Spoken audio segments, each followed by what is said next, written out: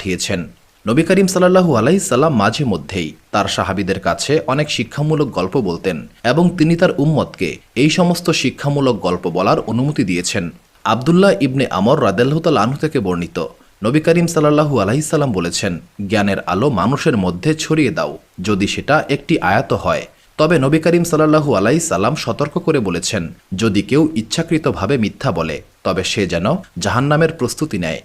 নবী করিম সাল্লাল্লাহু আলাইহি সাল্লাম বলেছেন, বনি ইসরায়েলের গল্পসমূহ বর্ণনা করো, কারণ এতে কোনো ক্ষতি নেই। তাদের গল্পে আশ্চর্য সব বিষয়বস্তু রয়েছে। মুসনাদে আহমদ হাদিস নাম্বার 26,602। নবী করিম সাল্লাল্লাহু আলাইহি সাল্লাম বলেছেন, আহলে কিতাব অর্থাৎ ইহুদি ও খ্রিস্টানদের কাছে কোনো বিষয়ে জিজ্ঞাসা করো না, কারণ তারা তোমাকে সঠিক পথ দেখাবে না। এমনও হতে পারে তাদের মাধ্যমে তুমি সত্যকে অস্বীকার করবে এবং মিথ্যাকে বিশ্বাস করবে। সহিহ বুখারী হাদিস নাম্বার 7363।